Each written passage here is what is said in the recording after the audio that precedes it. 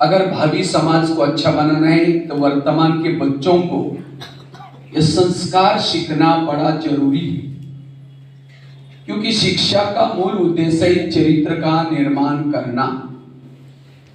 शिक्षा का मूल ध्येय है बंधनों से मुक्त बनना, नशे का बंधन, व्यसनों का बंधन, बुराई का बंधन, इससे मुक्त बनना।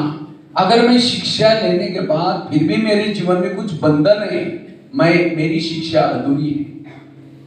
शिक्षा एक बीज है, जीवन हमारा एक वृक्ष है। जब तक आपके जीवन रूपी वृक्ष में नम्रता, धैर्यता, सत्यता, ये गुण रूपी फल नहीं आए, तब तक आपकी शिक्षा अधूरी। शिक्षा का उद्देश्य है अंधकार से प्रकाश की ओर जाना। ये दुर्गुण है अंधकार, चोरी करना, मारना, पीटना, लड़ना, झगड़ना, ये सारा आपके जीवन का अंधकार है। इस अंधकार से आपको प्रकाश की ओर जाना, मीठा बोलना, सत्य बोलना, भाईचारा रखना, एक दूसरे को मदद करना, ये है प्रकाश। तो चेक करो मैं कितना अंधकार से प्रकाश की ओर जा रहा हूं, क्या मैं अब अंधकार में जा रहा हूं? क्योंकि आज के बच्चे कल समाज में जाएंगे। आज टीचर तो मेहनत करते हैं, आप डॉक्टर बनाते हैं, वही डॉक्टर किडनी चोरी कर रहा है। क्यों? उसने डॉक्टरी तो पढ़ी लेकिन सत्यता, ईमानदारी, गुण नहीं सीखे। अगर मानव के अंदर के मूल्य नष्ट हो जाए, ये समाज एक राक्षसी वृत्ति की तरफ जा सकता है, समाज में प्रॉब्लम्स आ सकते हैं। तो भविष्य का समाज एक अच्छा बने, इसलिए आज जगह जगह पर आप लोगों को ये सवेरे सवेरे प्रेयर कराई जाती है। क्यों? क्योंकि इससे आपके संस्कार अच्छे बनेंगे। केवल रोजगार प्राप्त करना, पास होना, पेट भरना, ये शिक्षा का उद्देश्य नहीं है। पहले जमाने में बच्चों को गुरुकुल में पढ़ाया जाता था और उसी गुरुकुल में ये संस्कार दिए जाते थे।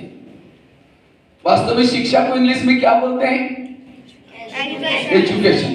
तो एजुकेशन क्या है? एजुकेशन का पहला शब्द आता है ई फॉर एम्पावर बनना, सशक्त। जो नहीं देखना उसको नहीं देखना, जो नहीं बोलना उसको नहीं बोलना, जो नहीं खाना उसको नहीं खाना, इसको कहेंगे सशक्त। आज के युवा सशक्त, कल का समाज देश सशक्त। मुझे लगता है आपके स्कूल का नाम क्या है? विवेकानंद। अभी भी मुझे सौभाग्य मिला, जनवरी महीने में 12 तारीख में मैंने तो कोई प्रोग्राम नहीं बनाया था, लेकिन अचानक मेरा प्रोग्राम कन्याकुमारी में बन गया, जहां स्वामी विवेकानंद जी ने 3 दिन तपस्या की थी, एक पांव पर खड़े होकर के। और उसी दिन मेरा वही प्रोग्राम था। उसी दिन मैं उसी रॉक में जाकर के 2-3 घंटा बैठा, मुझे बड़ा अच्छा लगा। अभी जस्ट मैं कुछ देर में पहले आया। तो स्वामी विवेकानंद इस स्कूल का नाम क्यों रखा है? ताकि स्वामी विवेकानंद जैसे आप सभी बने, उनका आदर्श सीखे।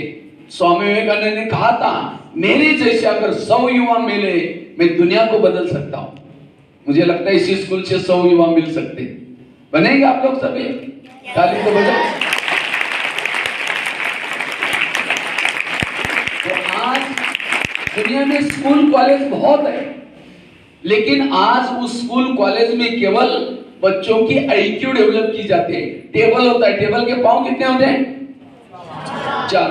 अगर एक ही पांव है, बाकी 3 है, तो टेबल क्या हो जाएगा? गिर जाएगा। इसी तरह विद्यार्थी जीवन में 4 पांव मजबूत चाहिए। एक IQ, दूसरा EQ, तीसरा MQ, चौथा SQ। लेकिन आज के स्कूलों में केवल क्या किया जाता है? केवल IQ के पीछे लगे। मैं काफी सारे स्कूल में जाता हूं, कई बार टीचर कहते हैं, सर हमारी बच्ची की परीक्षा बहुत नजदीक आ रही है, आपका कार्यक्रम नहीं होगा। तो मैं टीचर को कहता है, सर आप 1 साल की परीक्षा का इतना ध्यान दे रहे हो उस बच्चे का, यही बच्चा सुसाइड करेगा, किसी का मर्डर करेगा, नशा करेगा, उसके लिए आप कुछ पढ़ा रहे हैं? आज उस परीक्षा से भी महत्व के भविष्य की परीक्षा, जीवन की परीक्षा, इस परीक्षा में फेल होगा कोई बात नहीं।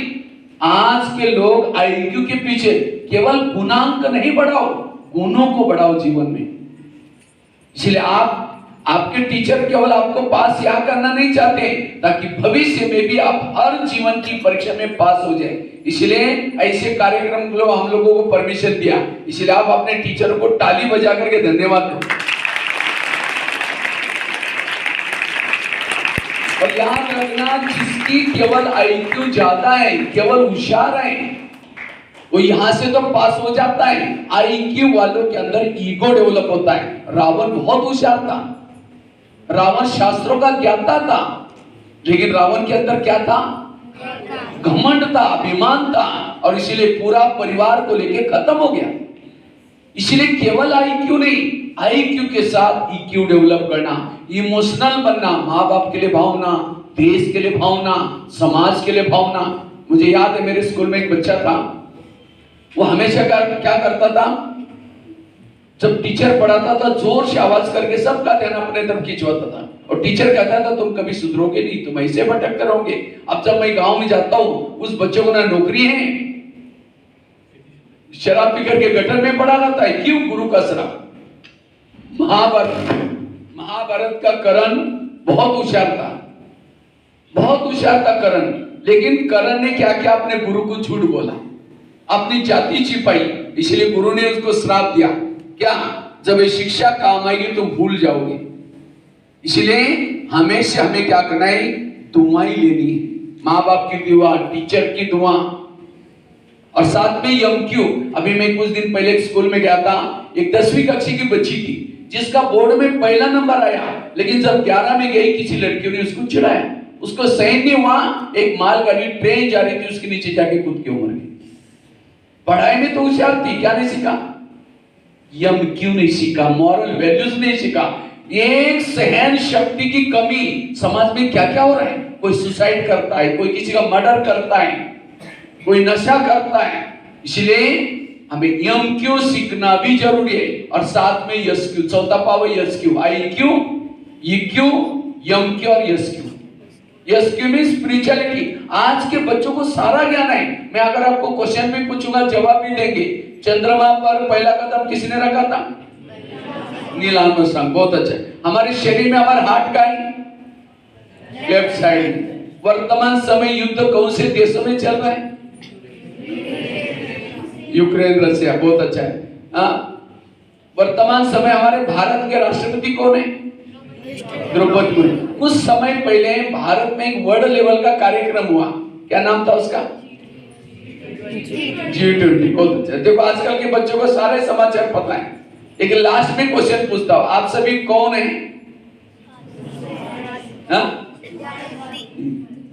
इंसान। कोई कहता भारतवासी। इंसान हमारा असली परिचय नहीं है। कोई गाड़ी पड़ी है, गाड़ी के अंदर पेट्रोल है, डीजल है, सब कुछ है, लेकिन गाड़ी में ड्राइवर नहीं है, गाड़ी चलेगी?